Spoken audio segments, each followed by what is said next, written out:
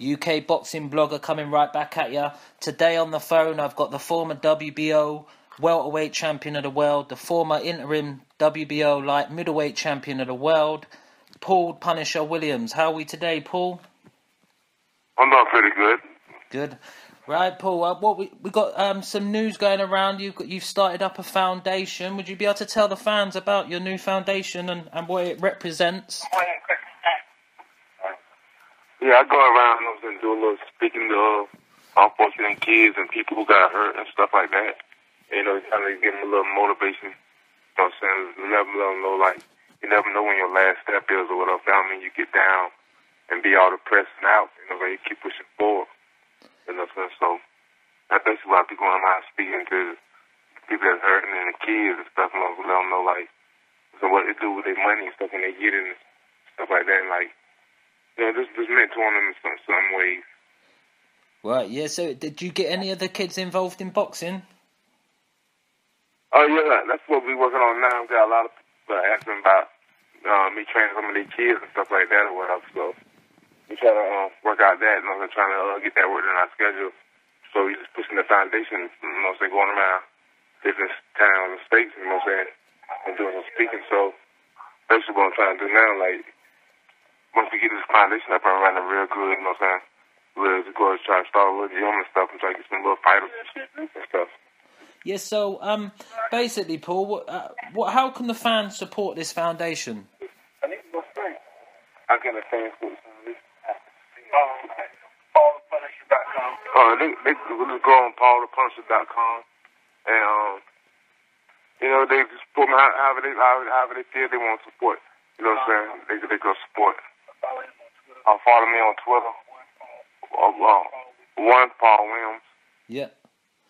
See, number one Paul Williams. Yeah. See, what we also noticed, I've been on there. Some of your UK fans have been on your website, Paul, and they can't order any of the T-shirts or any of the stuff that you got on there. Like you got a hat. Yeah, we already got that. We already got that worked out now about with the shipping and stuff overseas and all that stuff. So that's sorted now, yeah. About five orders a day to the UK. So you know. Okay. So that's all been sorted now. So the UK fans can go ahead and order their T-shirts and stuff now, yeah. Yeah. I appreciate the love and the respect that you give me. So I mean, like being like out of the sport and stuff, like 'cause I got hurt, but the love and the comments, the fans that keep me motivated and stuff, you know, that's something big that is unexplainable, really. You know what I'm saying? For me to explain it, like how much that they made me feel and stuff when they, you know what I'm saying, be chatting about me. You know what I'm saying? Like going on how they favorite, their best or whatever. You know what I'm saying? You know, vice versa. Some people that, you know what I'm saying, they not like me and stuff, but they like my style that I brought to the table and stuff. And they wasn't fans and stuff, but they loved the way I fought and who I never turned out nobody. So the game missing that right now. So I appreciate the love from my fans and the people who are not fans, that love and respect that I brought to the game. Yeah, no, Paul, along with your career and your story, you've touched a lot of fans. You know, I personally, and I have a lot of guests on my show. I was a big fan. You know, you gave us some great fights. Is it okay to have a little touch base on your career? Have a little conversation about it. Basically, you were always known, Paul, for being a fighter that was obviously a tall fighter that could go between welterweight and middleweight. What was the reason why you quit fighting at welterweight when there were some big fights down there? Was it a fact that the reason why I quit fighting at welterweight, it wasn't that I couldn't make the weight. It was that I was forced not to get no fight at welterweight. I mean, everybody knows that when I beat Margarito, you know what I'm saying? Floyd Mayweather is number one, Pacquiao is number two, I was number three out there in the pound for pound, but I couldn't get no fight with nobody out there in the top 10. I mean, y'all know how it went, you know what I'm saying? Like, I had to pick guys that nobody really knew about or stuff like that. You know, so I had to get out the mud, but like, me getting a fight with sort of top fighters out there, I mean, every time I got on TV and they asked me what I want to fight, I call out the top 5 fighters out there, I call all top 5 out. But when they fight and stuff, when they do the commentators, Paul Williams or I got a title in the weight class, but they never said nothing about me. They asked them about every other fighter except Paul Williams. You know, so nobody wanted to take the punishment, so Yeah, see, that's why I started going up in different weight classes so I can make my mark. yeah, see, what all the fans. I've got a lot of fans' question for you. This, but I'm going to start with one question first. Al Haymon, when did you get involved with Al Haymon? Because you seem to be one of the first fighters that actually got involved with Al Haymon. What part of your career? Yeah, Al Haymon, like, it's funny because I think that was it's for a little while to me, I say about my 10th fight or whatever they're watching me and stuff. They say, but I think when I went down there and sparred Margarito and stuff, you know, the word got back. That's when, you know what I'm saying, they scooped me up and they've been on from there. I mean, like Al, you know what I'm saying, they've been there for me from day one. I mean, like, even after I got hurt and stuff, Al, he called every day and stuff. He want to know how I'm doing, what I'm doing, you know, keep me motivated and stuff. So big shout out to the Haymon team. Yeah, see, how comes Al Haymon? Obviously, Al Haymon wasn't as powerful back then as he is today. How comes Al Haymon couldn't get you a fight at welterweight or help? I have no idea. I guess, you know what I'm saying, every time everybody had their time. Mm-hmm. You know, it wasn't my time right then. I guess when my time came, you know what I'm saying, I had an accident. You know what I'm saying? So I don't know. That's for the cookie crumble. Right. You know, like. But it's mainly with the fighters too. Like, of course, I'm pretty sure Al was trying to push it, but it's also for the fighter. It's not like a football or basketball game. So we already know who you got to play this team. With boxing, you say no, I don't want to fight him, and that's it. You ain't got to fight him. So I'm pretty sure, you know what I'm saying. Like, it ain't all about the promoters. It's about the fighters too. Yes, yeah, I know. See, Paul, if you would have fought Canelo, right, and you beat him, could you have made welterweight to fight Floyd? At that time, Could I make what weight? Right, so obviously every time that I came in under the weight of what weight. I came in 145 and a half and stuff. So what that tells you? Cool. That tells you I was serious about that weight. You know what I'm saying? If it's time to get in that ring and fight somebody, I'm gonna be on my weight and I'm gonna make sure that I come in there and I did the best of my ability and stuff. I'm being the top of shape and I'm not gonna be drained and all that. Cause most people, they think about when they lose the weight. They think about when they come in the camp. They come in the camp right then to lose weight. You know what I'm saying? They want to lose weight the last minute. When I come in camp, I start working on my weight right then and stuff. And then this first month in the camp, I'm on weight. And now we just tuning up stuff, man. We ain't got to worry about no weight no more. Cause I don't try to get too far out of my weight class. I probably, you know what I'm saying, when I come home and stuff. When I was fighting for it, I come home, I probably go up to about 50. 53, 54, you know what I'm saying, hanging around that weight, you know what I'm saying? Right, so easily manageable. So the weight wasn't no problem for me to come at in the weight. It was just that getting somebody in the ring to fight me at that weight and not getting nobody to fight at that weight. I started going 54 and 60, and I started falling in love with them weight class because I get to eat more. You know, they had to watch what I be eating and stuff, so, you know what I'm saying, it was kind of fun with that weight class, but then, like, I would love to get a fight at 47, but I like, you know, well, I'm kind of glad I can't get a fight at 47 no more because, like, it kind of made me a mark in that area. Like, nobody don't want to fight me inside that weight class and stuff. So I'm kind of liking that. Then I get to eat more. Then no one knows. So that was pretty good.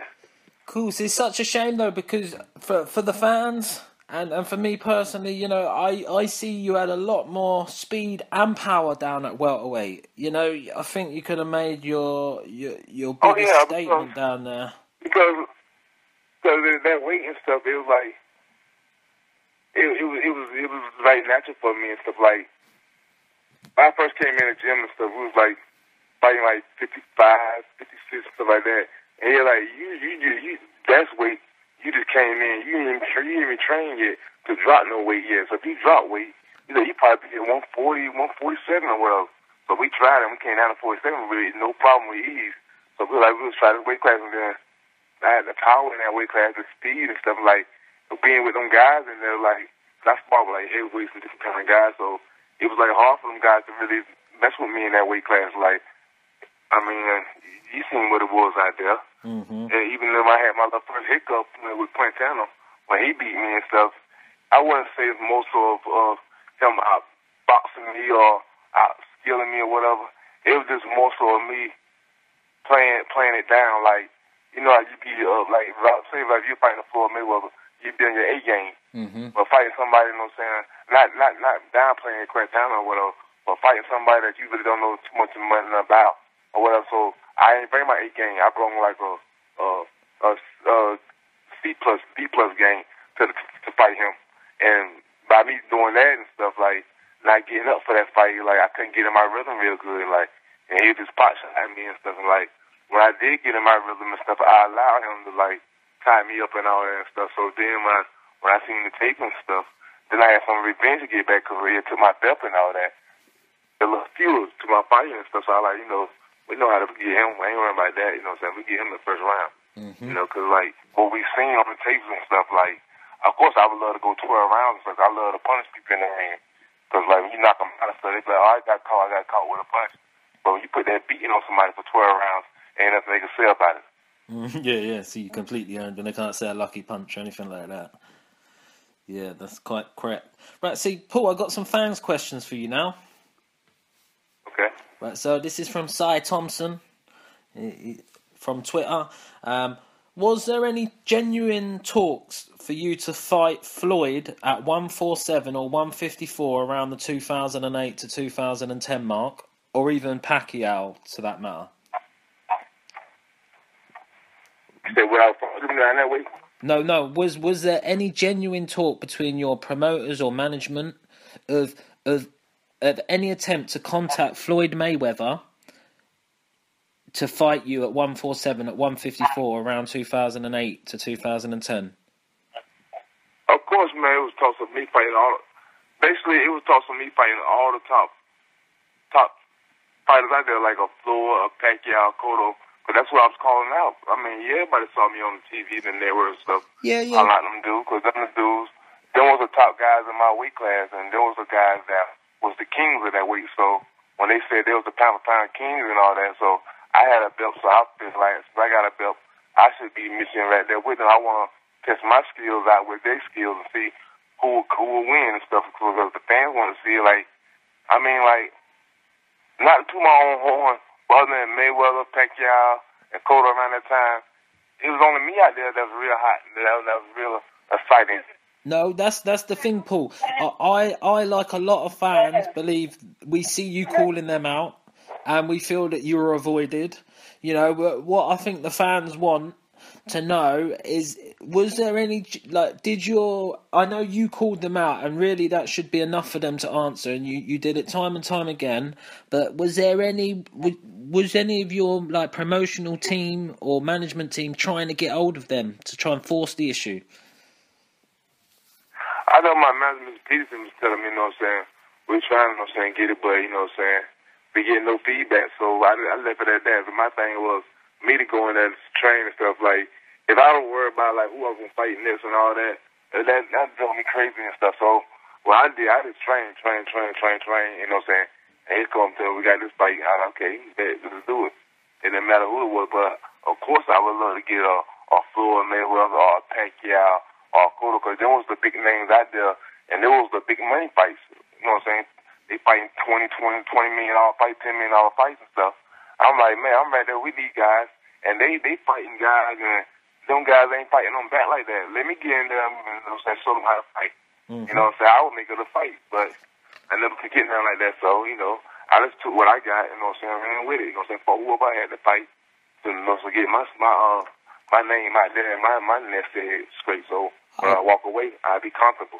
Yeah, no, you had some great fights. You stepped up and you fought at, like, middleweight, some great fights.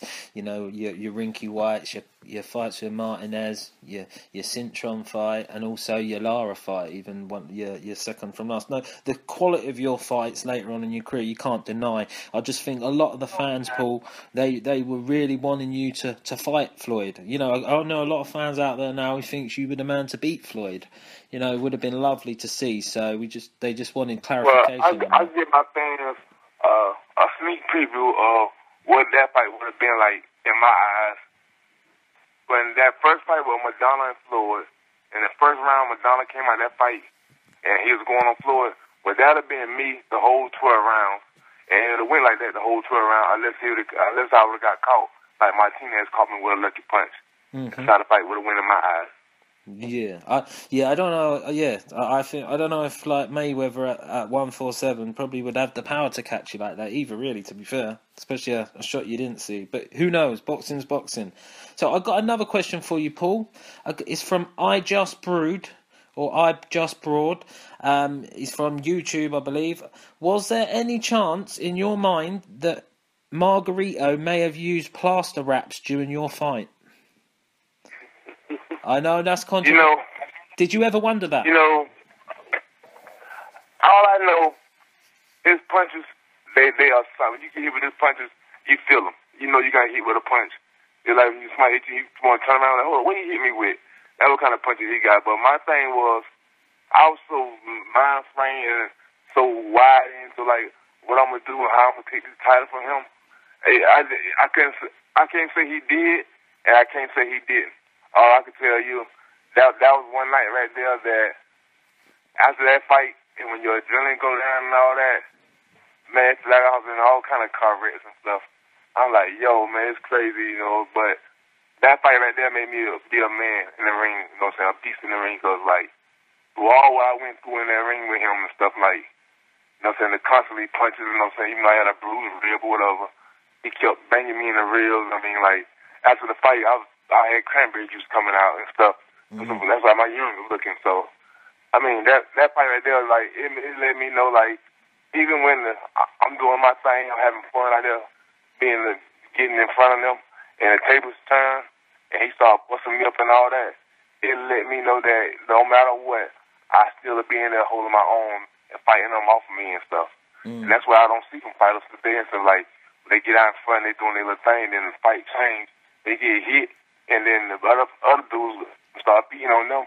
They don't know what to do. They don't know how to deal with that. But my main thing is do what Paul wants to do. He fight him off. He fight back. Yeah. So wow. That sounds like you've had. You like to fight tough, don't you, Paul? You like to tough it out. Like you like to. I mean, like I like Mr. Stevenson told me and stuff. He like after we fought Margarito and stuff, and he was like, you make the fight easy, but you want to go in there and bang with them guys, and your arm's 6 feet long. You want to make your arm 2 feet long. Why give them a chance? I like it's boring being on the outside, you know what I'm saying, just boxing them all day. I want to get in the inside and get busted up and make it a straight knockdown to that guy fight. You know what I'm saying? It's like back and forth.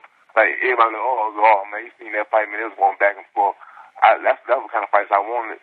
And so that's why I made them like that. And Miss Peterson told me, like, if you ever get knocked down, I want you to tell me what happened. I like, yes, sir. And so since then, you know what I'm saying, I started fighting, like getting in close to them guys, making them guys fight. And when I found out, it's like a lot of guys in there, they don't want to fight. They just want to look pretty and stuff. They want to look good, throw all these little quick punches and move around looking all pretty in the ring. But when you got somebody in front of you getting busting you up, oh, man, a lot of them turned up and, like, just turn up and be crying in the ring like they don't want it. And that was real crazy to me. Like, how you be like, you're a fighter and stuff, and you're in a fight game, but you get in the ring, you're scared to fight and stuff. Like, you're in a fighting game, so let's fight. Yeah, a lot of guys like that. Yeah, that is very strange. Yeah. Well, that's why you had a lot of fans, Paul. We love your fighting style. You could have made fights easier by boxing on the outside, using your attributes, but you always come and gave a great fight for the fans, and often won the fights. That's why you had so many fans, including myself, Paul. Right, I've got another different question for you now, Paul. Taiwan Snow wants to know what you think of the current middleweight division and the current welterweight division. Well, to tell you the truth, sir, I really don't watch the fights like that now, because, like, the guys ain't, I guess because I'm a fighter, and when I get in the ring, I can tell from the first 5 minutes how the fight gonna go and stuff, because, like, you're a fighter and stuff, you know what to look for and stuff, the little stuff I've been looking for. So what I see is, what I be seeing in it now, is nothing that'll excite me and stuff. But let's say Shawn Porter guy, like, I like his style, you know what I'm saying? His style reminds me of mine, you know what I'm saying? Like, he coming in the straight bringing it, you know what I'm saying? Like, either you gonna hit him, he gonna hit you. I seen that fight when he fought, I forgot the dude he fought from overseas, but that was a pretty good fight. That's the only fight that I watched. What, Shawn Porter? Yeah. Yeah, what did you say, Shawn Porter? Yeah, Shawn Porter. Oh yeah, quality fighter. Yeah. He fought our guy, a UK guy, Kell Brook, last fight. Very good fight. Is that the fight you're on about? Yeah, that was the fight. You know, so I liked that fight because like that fight was like it was action the whole time. Something going on. You know what I'm saying? It wasn't no sleeping pill like some fights you see. It'd be like a little sleeping pill. Like he kept busy. He kept the fight going. So you know, I like that. I like to see fights like that. Cool, so I got to agree with you that one, Paul. And I think the reason why I like fighters like yourselves and them kind of fights myself is because us UK fight fans, we have to stay up all night to watch your fights. So, say when we're staying up all night between 3 a.m. in the morning to 5 a.m. in the morning and we start watching fights and it's a bore fest, we fall asleep. Well, I'm glad y'all didn't fall asleep with mine there when I got in the ring. No way. Now, either you're going to get me or I'm going to get you. But you better believe it's going to be some action the whole 12 rounds. As long as it's going to go, it's going to be something going on. Yeah, no, I never got no tired eyes with you, Paul. Right, basically, I got another question for you, Paul. I just got 2 more to go. One reach one. What was your opinion on the Lara controversy? You know, your fight with Lara. You know, there was a lot of outcry after that fight. How did you personally... Well, you know, that fight with me and Lara, I knew we had a game plan going in that fight. But my thing was, you know what I'm saying, I was testing myself being knocked out after a big punch like that, being knocked out. I wanted to know was Paul Williams going to be the Paul Williams the Punisher or just another guy who's gun shy, who's going to get hit. So that's why when I went in there, I let him know, so I was going, I want to know, can I still take a punch? You know what I'm saying, get hit across my head, you know what I'm saying, still being a dog fight and making somebody fight. And that's what I did. I made him fight, and all he did was caught me with about 3-4 good shots out of a round, each round. And that to me, you catch somebody with 3 good shots in a round, and they keep working you the whole 12 rounds, the whole round, you know. Oh, yeah, I give him that. He got a good shot, and that's about it. But, you know what I'm saying, you got to keep getting good. Don't hit and run. Stay there and fight. And that's what he didn't do. That's why. And my thing, if you were a top fighter like me, and you're a champion and all that, you can't go in there and let somebody just, you know what I'm saying, they're going to get 2 little hits and then win the fight. No, you got to take it from a champion. And that's what he didn't do. He ran. And so, but I give him that credit here that, oh, yeah, he got good shots on me and all this and that. Yeah, I expect that, because everybody know with me, I ain't trying to be, you know, defense and all that. My offense is my defense. Mm-hmm. See, so they know with me, when you get in there, either you going to man up or you going to shut up. You going to get in there and you going to fight, or you going to lay down in there. But see, I come to fight, so I don't know what they come to do. When I get in there, I know I'm going to get hit, because that's like if I go outside and it's raining, and I ain't got an umbrella, I'm going to get wet. So I already know that. So that's what I prepare myself for. So when I get in that fight, that fight let me know right there that I still was the Punisher. You know what I'm saying? I go in that ring and bang it out with this guy after I being knocked out. Come back like ain't nothing ever happened. That's what it showed everybody. Yeah, see, I think people forget that. You know, you obviously had the devastating KO loss to Martinez, and you went straight in there against another fast southpaw. Probably even quicker, you know, stylistically, not the best fight in the world, but, you know, and you had to go in there and see if your chin was still ready, and you did prove that. I thought the critics were a little bit harsh, but after that fight, there was, in your interview, I think the guy who interviewed you that night, he said something about it spoke to you, like, on the build-up to the fight, and you were talking about retirement. What, was that genuine? Oh, yeah, because, like, basically, like, I was planning to do like 1-2 fights, guys, and we done. You know what I'm saying? Cause I had made enough. I had made a little bit of money and stuff. You know what I'm saying? So made me a little nice little nest egg. You know what I'm saying? Running a little real estate and whatever. So we, you know what I'm saying? I was love trying to get a fight with like a Floyd or Pacquiao or somebody like even a Kelly Patrick, them one of them big mega fights and whatever. But I could never get one of them fights, and so I was like, you know, I'm getting, it's to the time now, like, I've been doing this for so many years, I'm getting older and older. I want to sit back and enjoy my kids and have my fun, like, and just sit back and, you know what I'm saying, just enjoy life, not being in the camp 24/7 every day, because, like, I guess it would have been easier if I knew how I was fighting. Like, with me, I never got a fight scheduled, like, okay, you schedule to fight this dude, and it's going to be 2 months. you know, you and this dude gonna fight. But my fighters, it was like, okay, you fighting this dude, then they'll fall out. You fighting this dude, then they'll fall out. You fighting this dude, then they'll fall out. So with us, it was like, it is what it is. Right, yes. Okay, so that helps the fans understand that, because obviously I remember at the time some fans were a bit miffed by what they heard there, but that explains it properly. Right, I've got a last question from a fan. It's from Mr. Ugly. He's going on about your current health situation, Paul. Do you still have swelling on the spine, and how's your recovery going? Who? Sir? Paul? Hello? Hello, yeah. Yes. Mr. Augley from Twitter and YouTube asked, do you still have swelling on the spine, and is there a chance of the swelling reducing, and how's your recovery going? Well, recovery going, like, you know what I'm saying, me taking day by day and stuff, like, instead of swelling went down and stuff on the spine and stuff, like, I guess between me and my Lord and Savior Jesus Christ, you know what I'm saying, hopefully, you know what I'm saying, things will work out. I know, actually, I'm not speaking. I'm up in New York as we speak and stuff. I think Friday before we go to the doctors up here, and we with these doctors up here and stuff, they got some stem cell thing. They got a new scientist got some new stem cell things going on. Mm-hmm. So I'm praying for the blessing that God got, you know what I'm saying, some new scientists out there. Don't give them a new cure or something. They find out real soon for everybody that's paralyzed, so they could if they can't walk again, they could be able to feel again. Mm-hmm. You know what I mean? No, that. So, you know. Okay, yeah, a lot of the fans were very interested in that question, Paul. Thanks for answering that. And basically, Paul, I want to go over just a couple of little things before we end the interview today. The Canelo fight, you know, it was planned, it was a done deal. You know, yeah. How would you have seen that fight going? Well, you know, that fight made me feel like, it made me think like, that did it actually happen for a reason?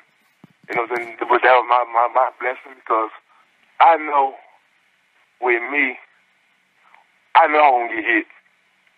I know he's gonna be hitting me across my head and all that, and I know I was gonna beat him regardless. Though I knew I was gonna beat him because he never been tested with a guy like being in the ring with a guy like me that's gonna be in your face the whole night unless you knock him out.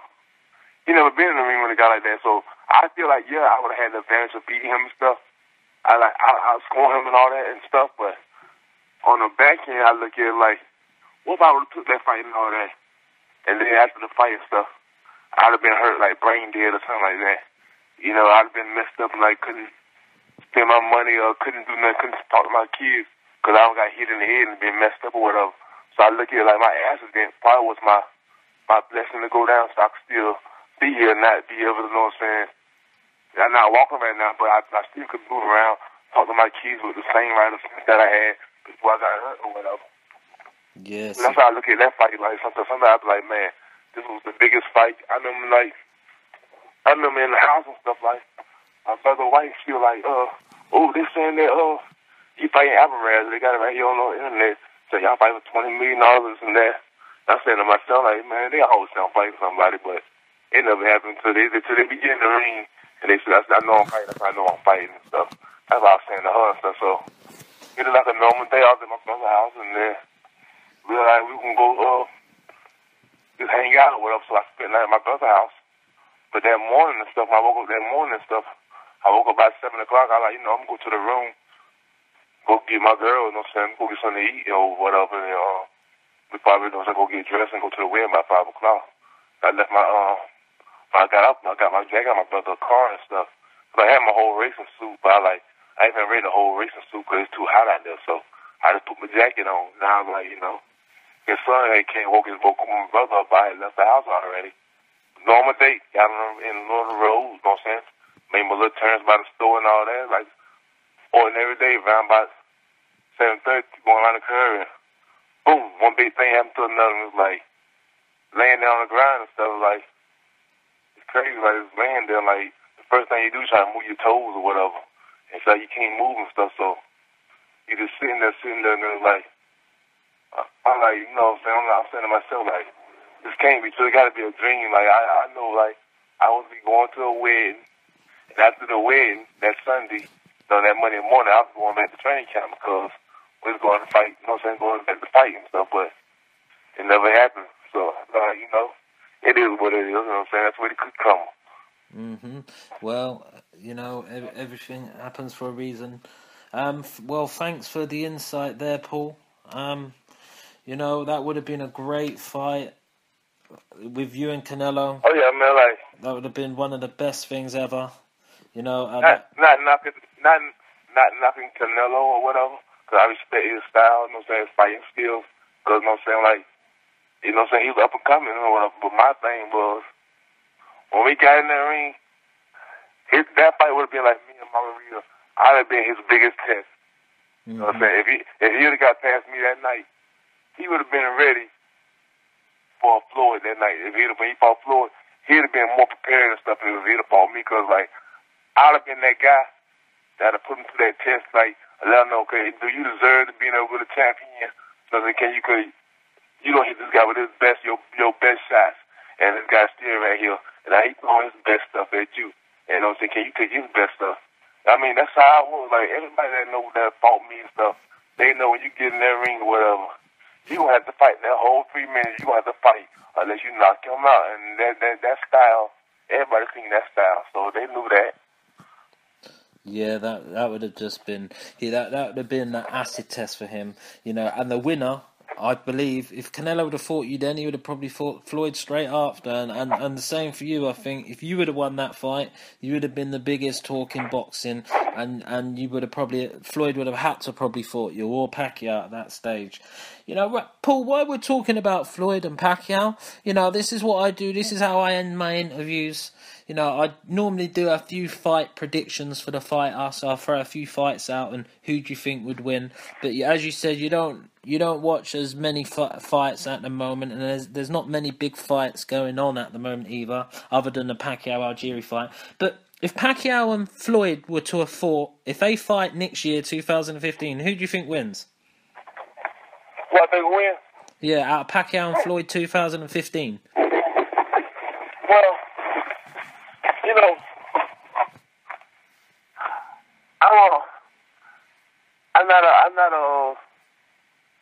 I'm gonna have to go with Floyd. And why I say that? Because why I say I pick a Floyd Mayweather to win over Pacquiao, because not that I'm a Floyd fan, not that I'm a Pacquiao fan. My thing is because I want to be the first one to beat him. So I want him to keep his story, his victory intact. Yeah. So you think that's not that, sir? You think maybe back down in 2008 the same outcome, or your same reasoning for the victor? You say that again, sir? So basically, what about in 2008 when they were both in their primes, 2009? Who do you think wins that fight then, when they were both hot? Oh, now that fight right there? Yeah. Wait, Pacquiao in his prime, Floyd in his prime. I want to do a toss-up. It would have been a toss-up. See, that's the kind of fights I like. I like a toss-up fight. Like, you don't know who's going to win. Mm-hmm. I don't want to go to a fight where I know who's going to win, because it takes the fun out of it. Mm-hmm. Then I'm going to root for the underdog. So they're both at their peaks and all that. It would have been a toss-up. Just like with me and him, it would have been a toss-up at my peak. And when I beat Margarito, everybody knows they're talking about game and all that. And I couldn't get no fight, so they knew what time it was. But with him, Pacquiao, Cotto, whatever, I would love to get in there with them and mark the floor with them. Or they use there to mark the floor with me. But I tell you one thing, y'all already got y'all money's worth. Yes. And that had been a fight y'all been talking about to this day. Yeah, Paul, I see your prime around the Matisse fight, the Mitchell, and then up to the Margarito fight, and then even after the Quintana rematch, I think that welterweight Paul Williams against a prime Mayweather, a prime Pacquiao would have been some of the greatest fights ever, and I think the boxing fans have all missed out there. We missed a collection of great fights. Like the boxing fans and stuff, y'all gotta make the promoters and the commentators stop putting them weak fights on and stuff. Yeah, because like they'll put I watch some of the TV and stuff. Like my friends, they're like, man, you see this fight? They got coming on. They got this dude gonna get this dude all hyped up. I'm looking like, man, you don't see what I see. You know what you mean? I like they showing you all the highlights of this dude and stuff, or this dude doing all that. But they're not showing you like that dude actually fight. As soon as the dude get in the ring, the first 3 minutes, everybody like, oh man, come on, this ain't no kind of fight. You know? Yeah. I see. That's why the fans and well, basically got to be the fans. Then if we got there, they be like, we're not gonna go for y'all to put on some fight that we know who's gonna win. We want some fights that we don't know who's gonna win. A toss up. They're the kind of fights we want, you know, and they would have been the greatest fights. The welterweight that would have matched the throwback fights of the 80s and 90s. That would have been a great chemistry. You know, the controversy going on, like, oh my fighter is better than your fighter, and then the fans is like, okay, my favorite fighter that I like, he's better than your guy. Then everybody want to see it, put them together, let's see who's the best guy out there. That's what the fans want. Well, there we have it. We have Paul the Punisher Williams take on Boxing Today, and he tells us about his career and his new foundation. Do visit Paul the Punisher website where you can support his foundation, and you can buy t-shirts, hats, and you can now order in the UK. Thank you for coming on the line today, Paul. We really appreciate it. Yeah, could you add for them to follow Paul on Paul the Punisher on Instagram?